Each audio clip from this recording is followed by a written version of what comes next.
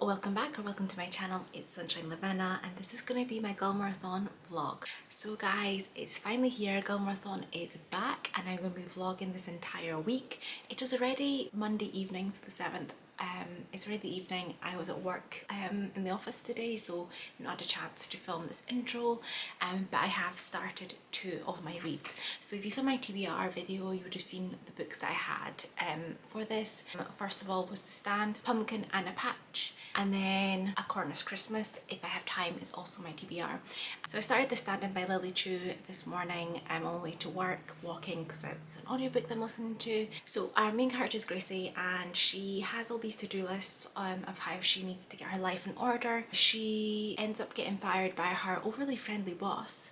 Her mother has Alzheimer's, is in a care home, but she wants to get her into this private one, so there's fees to pay. Yeah, she's just kind of, you know, having a few difficulties in life. However, a mysterious SUV pulls up one day with the famous Chinese cinema's golden couple Wei Fengli and Sam Yao, and it's where this is a turning point for our character. There's a proposal that Gracie is a stand-in for Wei Fengli because they're doppelgangers and she needs a bit of time. She's been overwhelmed with all the commitments and it's just to help out with a few events. Because of the circumstances Gracie's in, she's literally just been fired. She kind of can't refuse the money that it's going to pay to do this for 2 months. So yeah, she needs to get her mum into that care home. She doesn't have a job now, so she needs the money to live off of, and that's kind of where I'm at the moment. So she's just agreeing to the terms of the proposal. I'm enjoying it so far. I'm like the narrator, the build up. When I read that premise, it was giving me like a little bit of Lizzie McGuire movie vibes, which kind of attracted me to it as well. I am now going to be starting chapter 6, so according to the speed that I've left on Audible, I have 5 hours left to go, which is not that much, so I think I should definitely get that one done this week.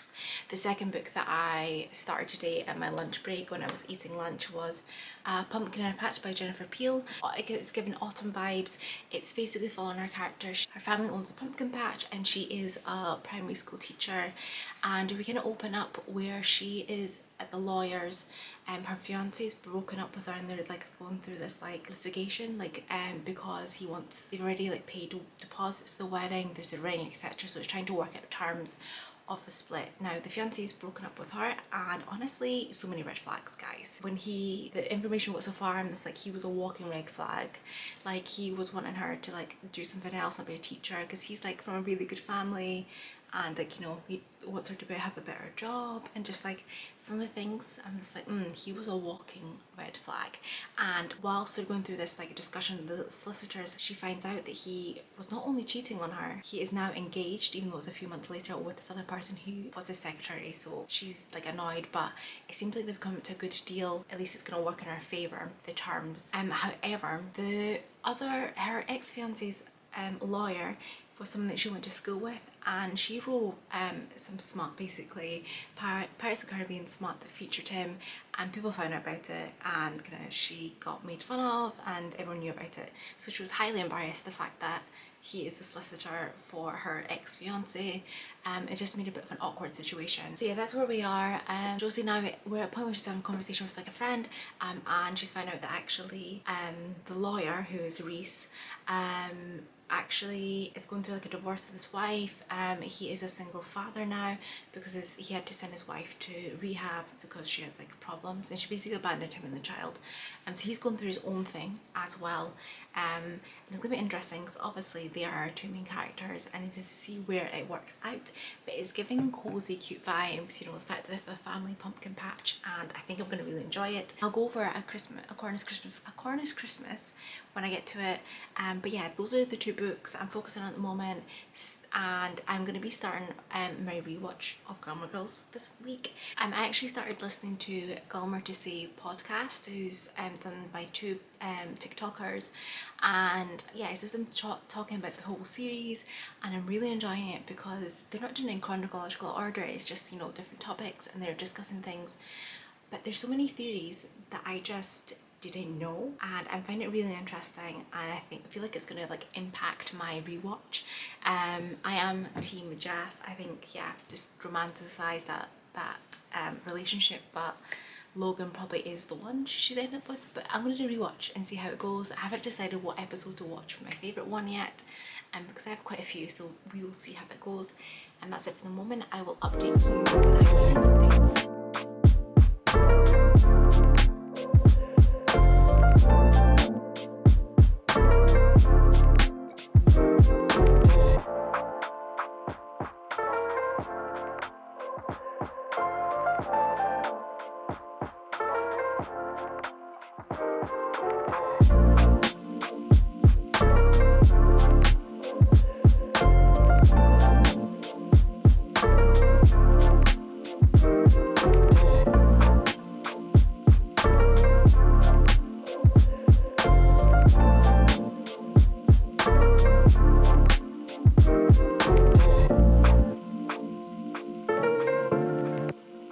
Hello, it is Wednesday even. It is Wednesday evening. I'm just back from work. Yes, and honestly, it's so annoying having to coming home and it's dark, and it always bothers me this time of year. Anyway, I'm gonna give you some updates. Real quick before I get into my reading update. I just got an email from Nick Alley. I have been approved for Legends and Latte arc. It comes out tomorrow because it was self-published, but now it's been published by Pack Macmillan. And yes, I've just been approved, and I'm so excited because it's like cozy vibes, you know, so I might try and squeeze that in this week. So super excited. Okay. And okay, first of all, Pumpkin in a Patch. I realized that this was not the book that was on my TBR. It was actually it was Pumpkin and Not So Nice. I got them mixed up. They're from two different authors, but I think they might be in the same sort of scenario, because also the other one was a family pumpkin patch. I think it involves the same characters, not too sure, but accidentally picked up the wrong one. But I'm 41% of the way through, and I realized why it's called Pumpkin and a Patch, because Reese, our love interest, something happened. I mean, we don't know what the story is, and I don't know if we will know. He has like a glass eye, but he chooses to wear a patch because like otherwise it looks weird, and he did this in high school, and that's why Josie had written the like smut that was based on Pirates of the Caribbean, because he looked like a pirate, and it all came together. And when I realised, I was like, I should have paid attention to that before. And yeah, it's an odd characteristic. Her mum and Anne are really funny. They call him the pirate because they knew about like the smut story, and like, you know, they banned like HBO when she was like a teenager because they thought it was influencing her too much, because everyone read this story because it got shared online by like her brother. But yes, turns out he's read it, and she was like so embarrassed, but he actually liked it, and she's just still trying to keep herself distance from him, because obviously, you know, things didn't go well for fiance, and she kind of wants to stay away from men. And also she had a tough time after the smut story came out. People made fun of her, and he had like no idea any of this happened, but he's like, I'm gonna make you like me. And yes, so he's trying to be really nice. So she is, I don't remember this, she is a teacher. She works at private school, so I think on the bingo board for Gilmoreathon I will be able to take that off. I didn't plan the bingo board prompts, I just thought if they match I will take. But yes, his daughter turns out is in her class, so they have to spend time together because she has to catch her up, etc. But yeah, so when he first came into the school, she like had this scene where she like was hiding, obviously, because she was embarrassed, because like she saw him the day before, and the whole thing with her ex-fiance, sorry. And yes, but guys, the best bit, and I'm so sad that there hasn't been that much of this character. There's a character gives a little bit of Miss Patty vibes in this, and I just wish we would get more of her. I really hope we do. I've highlighted some quotes, so let me just get those. So it's Libby, she's the receptionist at the school, and yeah, she's southern, so she has a little bit of a different kind of way of speaking than Miss Patty, but there's some things that she just says that just, I don't know, it just gave me a little bit of Miss Patty vibes.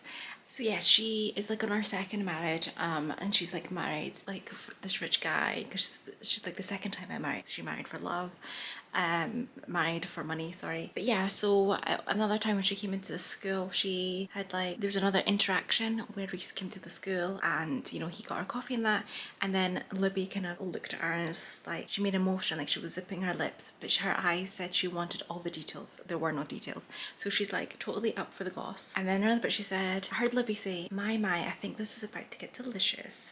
Because like she's like obviously like looking out for the gossip and stuff, and I need to find it. And unfortunately, it looks like it did not save my other notes of like the Miss Patty vibe. Okay, I found my quotes from when we first kind of were meeting Libby. She was like, her first husband passed and she remarried what she called her hunk, a hunk of burning love.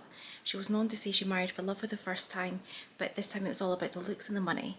I did have to say her husband Pete was an attractive older man, and she only worked as a school receptionist because she claimed it made their sex life better. And it just, that kind of made me feel a little bit like, oh, it was a little bit like, you can imagine Miss Patty doing that.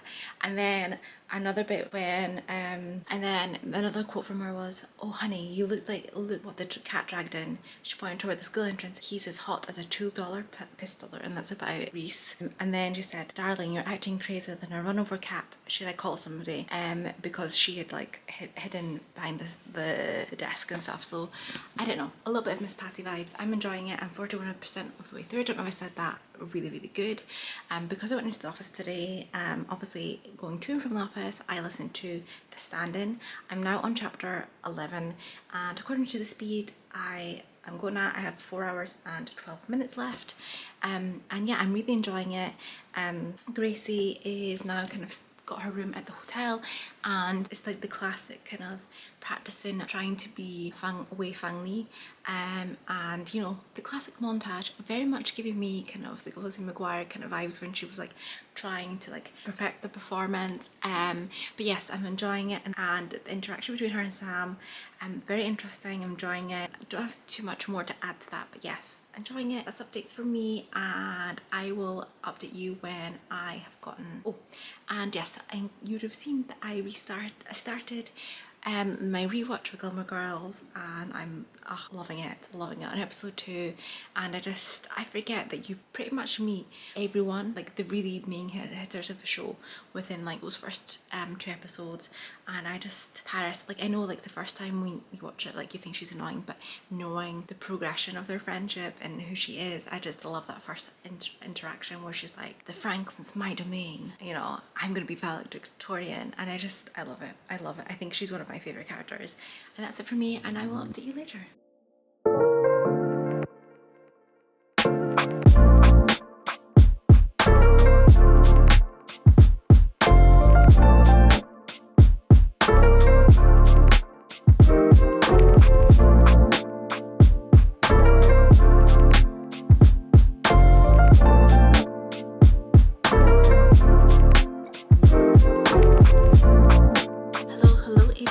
Thursday evening, so I finished A Pumpkin Patch, and I've got it 3.5 stars. I thought it was really cute, lovely, sweet romance. I loved the vibes, the autumn vibes, and I love the conclusion and how it all wrapped up, and I highly recommend. I've also found out the author has like written loads of books, and there's loads of them Kindle Unlimited, so I'm going to be going on like a deep dive through there.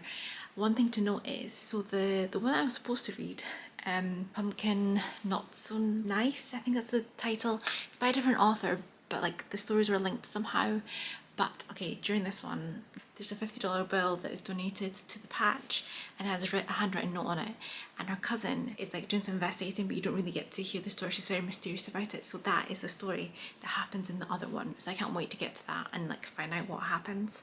And I also found out that there is a Christmas book written by the same author of this one, Pumpkin in a Patch, that is a couple that's in this one. So I think December I'm going to pick that up. But yes, I'm so excited that I found like these books on Kindle Unlimited, because when people speak about romances from there, it tends to be like the spicy ones. But I never hear them speaking about like the cute like rom-com ones, and I've really enjoyed it. I've not really gotten any further on The Stand-In, but I will. I'm planning to read a bit more of that, and I haven't quite decided if I stick with my TBR and read the Christmas book, or do I pick up Legends and Lattes. I haven't decided. I need to decide what I'm going to do with that. But yes, that's it in terms of reading updates.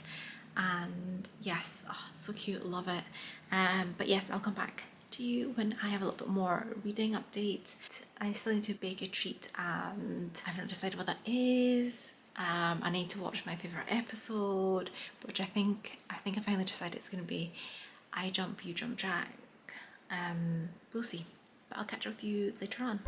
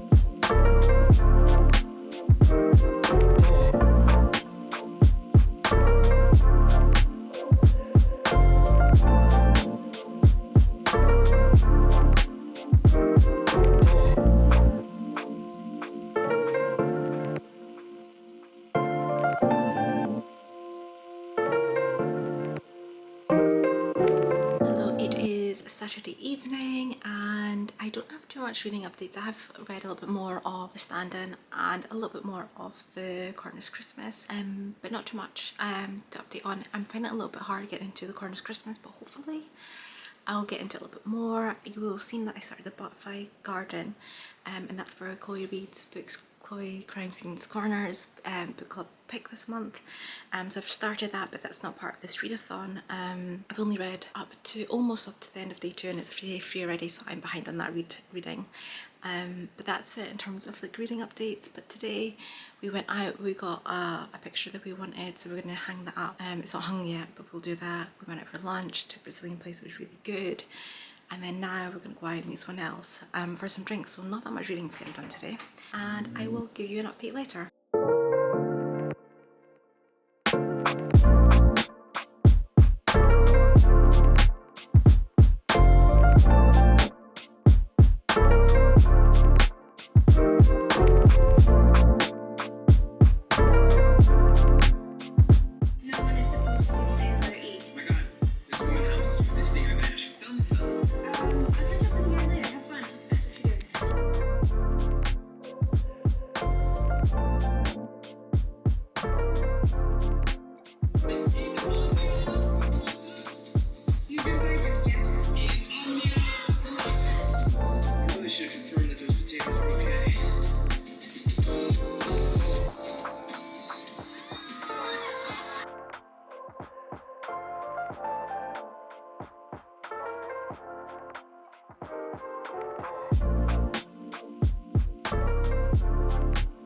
Hi guys, so it's Monday evening. I'm quickly popping on to wrap up the vlog here. So I finished The Stand-In yesterday in time for the end of the readathon, perfect.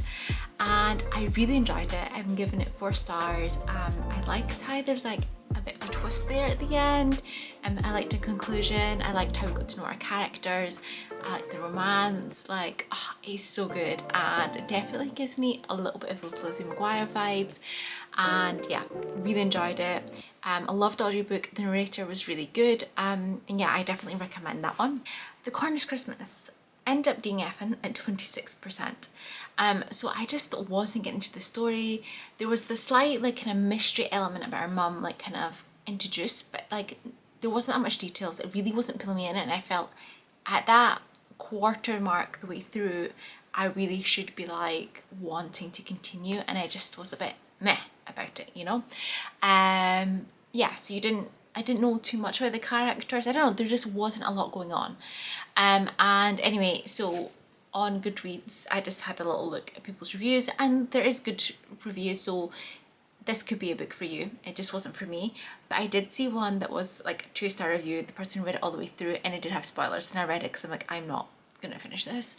And yes, the spoilers, like it revealed to like what like obviously was going on in the book, and I'm glad I didn't continue because I would have been annoyed, because that's not really what I was getting from the book. I was expecting kind of Hallmark Christmas movie vibes, and I just wasn't getting that as I was reading it at the beginning.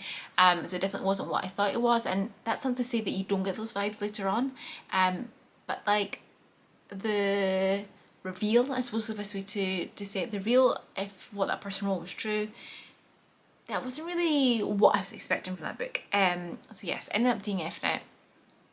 And yeah, and as you saw, I did pick up the Butterfly Garden as part of Chloe Reed's Crime Scene Corner, and I finished it this morning. Nothing to do with any of the books I've read for the readathon, but I really enjoyed it. 4 stars.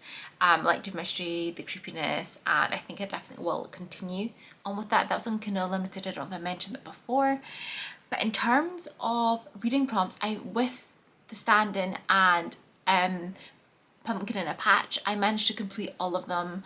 And for the favourite Gilmore episode, I watched I Jump, You Jump, Jack. So different from last time what I watched, but I do enjoy that one. I love the Life and Death Brigade. And yeah, I really enjoyed the episode.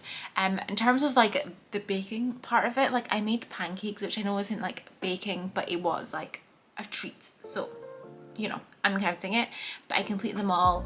And the bingo board, I did a little bit. Hopefully I'll just put the graphic up here. But my aim wasn't the bingo board. My aim was just the main prompts. But yes, I really enjoyed it. Love starting my rewatch of Gilmore Girls, and yes, so much fun. I hope this is back again next year. And I just want to find some books that have Gilmore Girl vibes, those coziness vibes. I feel like I need that now. But yes, thank you so much for watching. Comment, like, subscribe if you like watching bookish content and the vlogs that I do. And I'll hopefully see you in the next one. Bye.